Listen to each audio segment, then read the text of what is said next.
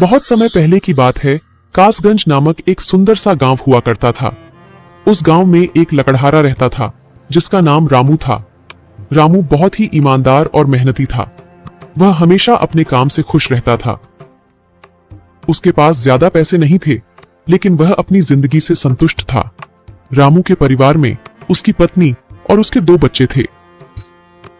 रामू सेठ लालचंद के यहाँ लकड़ी काटने का काम करता था और लकड़ी काटने के बदले में सेठ लालचंद रामू को पैसे देता था, जिससे रामू और उसके परिवार का जीवन व्यापन होता था। सुमन, मैं काम पर जा रहा हूँ। आज बहुत देर हो गया है, तो तुम बच्चों को स्कूल छोड़ आना। जी, स्कूल तो मैं छोड़ आऊंगी, लेकिन मोनू और चिंकी पिछले 2 दिन से कह रहे हैं कि उनके स्कूल की टीचर स्कूल की फीस मंगा रही है। हाँ, तो जाकर दे आओ ना स्कूल की फीस। अजी कहाँ से दूं? आप जो पगार लाते हैं उसमें मुश्किल से तो घर चल पाता है। अब उतनी सी तनख्वाह में मैं बच्चों की फीस का इंतजाम कैसे करूं? अजी मैं एक बात आपको साफ साफ कह देती हूँ, आप सेठ लालचंद जी से पगार बढ़ाने की बात कहिए। दिन पर दिन खर्च बढ़ता जा रहा है। बाजार में अगर सब्जी लेने निकलो तो सब्जियों के दाम आसमान छू रहे हैं, और बच्चों की पढ़ाई का खर्चा, घर का खर्चा अब इतनी कम तनख्वाह में कैसे गुजारा होगा? ठीक है, मैं आज ही सेठ जी से थोड़ा पगार बढ़ाने की बात करता हूँ। इतना कहकर रामू काम पर चला जाता है।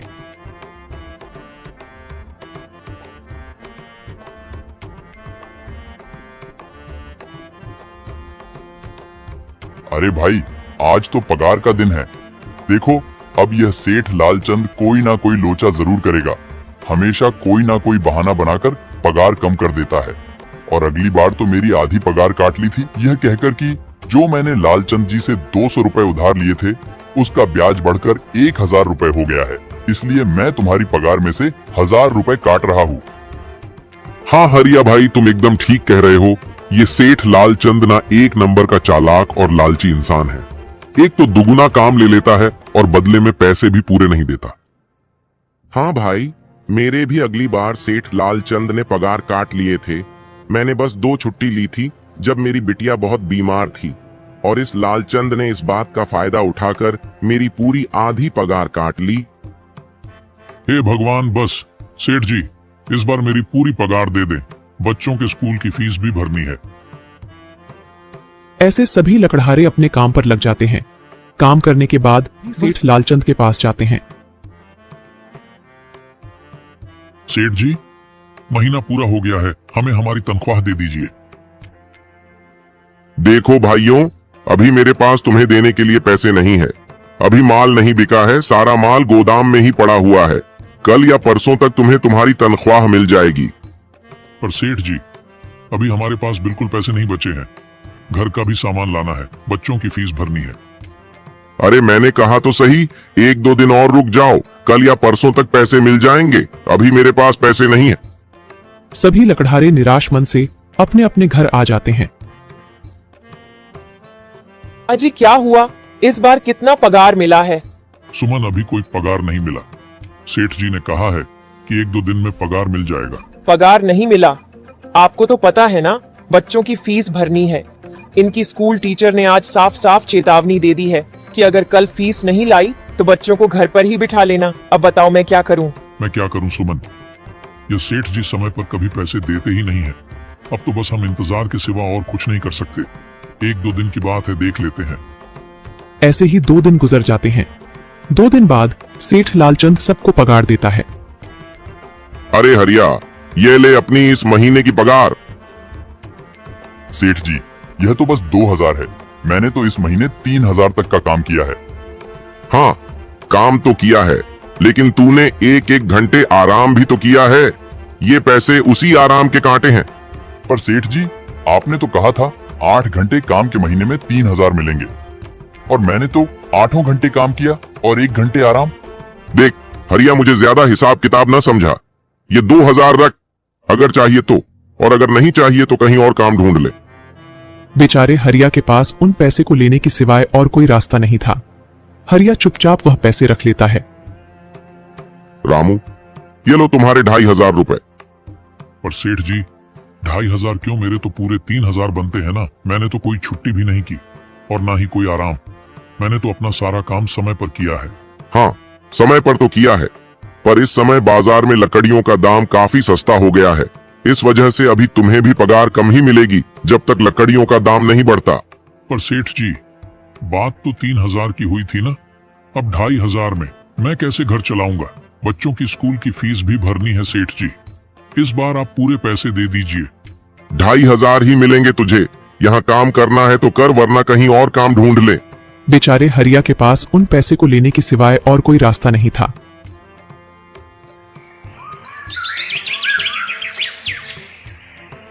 अरे भाई, यह सेठ लालचंद एक नंबर का बेईमान इंसान है।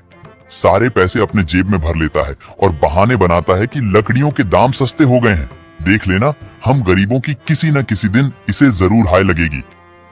नहीं हरिया, ऐसे नहीं कहते। वह हमारे अन्नदाता है, आखिर उन्हीं के वजह से तो हमारा घर चल रहा है। अरे काहे का अन्नदाता? काम के पूरे पैसे तो देता नहीं है। पूरे महीने मेहनत करके भी क्या मिलते हैं? बस ये 2,000 रुपए, इसमें घर खर्च कैसे चलाएं? ऐसे तो हम कभी तरक्की नहीं कर पाएंगे। और हम कर भी क्या सकते हैं हरिया? हमें लकड़ी काटने की सिवा और कोई काम कहाँ आता है? और कोई काम खोलना भी चाहे तो उसके लिए हमारे पास इतने पैसे कहाँ हैं? अब जो भी हो, हमारा तो बस ये सेठ लालचंद ही सहारा है ना। कुछ देर बातें करने के बाद अपने घर की ओर निकल पड़ते हैं। जी आ गए आप। कितनी पगार मिला है? सुमन, इस बार सेठ जी ने बस 2,500 रुपए ही दिए हैं। बस 2,000? इतने में कैसे घर चलाएंगे? बच्चों की फीस में ही 1,000 रुपए निकल जाएंगे, फिर 1,500 में क्या क्या करेंगे? अब मैं क्या कहूँ सुमन, अब तुम्हें इसी में ही गुजारा करना होगा। तुम सबसे पहले बच्चों की फीस भर देना, इसके बाद बाकी का मैं देखता हूँ। अजी आप क्या देख लोगे? सेठ जी से पूरे पैसे तो मांगे नहीं गए आपसे? नहीं सुमन, मैंने सेठ जी से पैसों के लिए कहा था, पर सेठ जी ने साफ इनकार कर दिया और कहा, यह लेना है तो लो, वरना कहीं और काम ढूंढ सकते हो। मैं सोच रहा हूं कि लकड़ी काटने के बाद मैं कहीं और भी काम ढूंढ लूं। सेठ जी के यहाँ से काम करने के बाद मैं दूसरी जगह पर काम किया करूंगा, इससे कुछ ज्यादा आमदनी हो जाएगी। आज ही मैं सेठ जी के यहाँ पर काम करने के बाद और भी जगह काम ढूंढने जाऊंगा। इतना कहकर रामू काम पर निकल जाता है और जैसा कि रामू ने कहा था, वह लालचंद के यहाँ काम करने के बाद काम की तलाश में निकल जाता है। रामू पूरे गांव में काम ढूंढता है, दुकानों दुकानों पर जाकर लोगों से काम मांगता है, मगर हर जगह रामू को केवल निराशा ही हाथ लगती है। अंत में थक हार कर रामू वापस जाने लगता है। तभी वह देखता है कि अचानक बहुत सारे भैंसों का झुंड उसकी तरफ दौड़े आ रहा है। यह देखकर रामू बहुत डर जाता है। वह इधर उधर देखता है तो उसे एक गुफा दिखती है और वह गुफा में जाकर छुप जाता है। जब भैंसों का झुंड वहां से निकल जाता है तब रामू की जान में जान आती है। हे भगवान, आज तो बाल बाल बच गया मैं, वरना आज तो मैं इन भैंसों के पैरों तलों तो कुचला ही जाता। पर यह मैं कहां आ गया? रामू यह सब सोच ही रहा था कि तभी उसकी नजर गुफा में रखी एक टोकरी पर जाती है। रामू उस टोकरी के पास जाता है। ये कैसी गुफा है? ये कैसी टोकरी यहाँ पड़ी है? इसे मैं घर ले जाता हूँ, सामान रखने के काम आ जाएगी। रामू जैसे ही उस टोकरी को हाथ लगाता है, गुफा में से एक आवाज आती है, रुक जाओ, इसे छूने की कोशिश मत करो। यह आवाज सुनकर रामू एकदम पीछे हट जाता है। तभी गुफा में एक जिन्न प्रकट हो जाता है और वह रामू से कहता है, कौन हो तुम और मेरी गुफा में क्या कर रहे हो? मुझे माफ करना, आप जो भी हो। कुछ भैंसों का झुंड मेरे पीछे पड़ गया था और उनसे बचने के लिए मैं इस गुफा में आकर छिप गया और फिर मेरी नजर इस टोकरी पर गई। माफ कीजिए, मुझे लगा यहाँ कोई नहीं है तो यह टोकरी किसी की नहीं होगी, इसलिए मैंने इसे छुआ। रामू, तुम्हें डरने की जरूरत नहीं है। मैं तुम्हारे बारे में सब जानता हूँ। मेरी नजर एक बार भी जिस पर पड़ जाती है, मैं उसका इतिहास अपनी खुली आंखों से देख सकता हूँ। पर आप है कौन और आप इतने विचित्र क्यों दिखाई पड़ रहे हैं? आप अपना परिचय दीजिए। कौन है आप? मैं एक जिन हूँ और मैं कई सालों से इस गुफा की रक्षा कर रहा हूँ। यह गुफा मेरे पूर्वजों की है। इस गुफा में केवल वही इंसान घुस सकता है जिसका मन बिल्कुल पवित्र हो। अगर तुम अपवित्र होते तो तुम इस गुफा में कभी नहीं घुस पाते। तुम एक सच्चे इंसान हो, इसलिए तुम इस गुफा में घुस पाए और इस टोकरी को छू पाए। अब तुमने इस टोकरी को छुआ है तो यह टोकरी तुम्हारी हुई। नहीं, मुझे ये टोकरी नहीं चाहिए, मैं तो बस देख रहा था। डरो मत रामू, तुम ये टोकरी ले जाओ। ये कोई साधारण टोकरी नहीं है, बल्कि यह जादुई टोकरी है। जादुई टोकरी? क्या ये वही जादुई टोकरी है जिसके बारे में हमारी दादी कहानी सुनाई करती थी कि किसी गांव में एक जादुई टोकरी हुआ करती थी और वह सबकी इच्छाएं पूरी करती थी? हाँ रामू, ये वही जादुई टोकरी है। अब तुम इस टोकरी के मालिक हो। तुम इसके इस्तेमाल से अपनी स्थिति सुधार सकते हो, पर याद रखना, तुम जो भी वस्तु इस टोकरी में एक बार डालोगे, वह चीज ही तुम्हें बार बार इस टोकरी में डालनी होगी। इसके अलावा तुम और दूसरी कोई चीज इस टोकरी में नहीं डाल सकते। अगर तुमने ऐसा किया तो इसका परिणाम तुम्हें ही भुगतना होगा। मेरी इस बात को हमेशा ध्यान में रखना और सोच समझकर बिना लालच किए इस टोकरी में वह ही सामान रखना जिसकी तुम्हें जरूरत हो। रामू टोकरी को लेकर घर आ जाता है। सुमन, ये देखो, ये मैं क्या लेकर आया हूँ। क्या लाए हो आप? बस ये एक टोकरी। सबसे पहले यह बताइए, आप तो काम की तलाश में गए थे ना, तो कोई दूसरा काम मिला कि नहीं? नहीं। अरे सुमन, मेरी पूरी बात तो सुनो।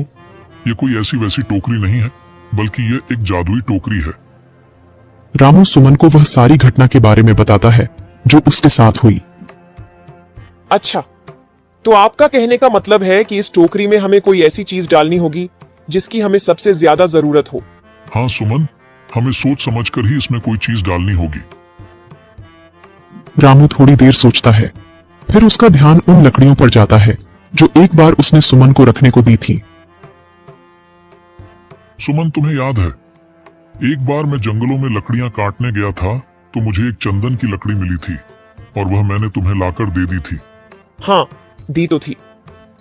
तो तुम उस लकड़ी को ले आओ। हम उस चंदन की लकड़ी को ही इसमें डालेंगे और उस लकड़ी से अपना एक व्यापार शुरू करेंगे। सुमन चंदन की लकड़ी को ले आती है और उसे टोकरी में डाल देती है। वह जैसे ही चंदन की लकड़ी उस टोकरी में डालते हैं, उसमें कई सारी लकड़ियां आ जाती हैं। अरे वह, यह तो चमत्कार ही हो गया। ये देखिए, कितनी सारी चंदन की लकड़ियां हो गई। अगर आप इसको बेचेंगे तो इससे काफी अच्छे पैसे मिलेंगे। हाँ राधा, मैं कल सुबह बाजार जाकर इनको बेच आऊंगा और जो पैसे मिलेंगे उससे हम अपने मोनू और चिंकी के स्कूल की फीस भर देंगे और बाकी बचे पैसों को संभाल कर रख लेंगे।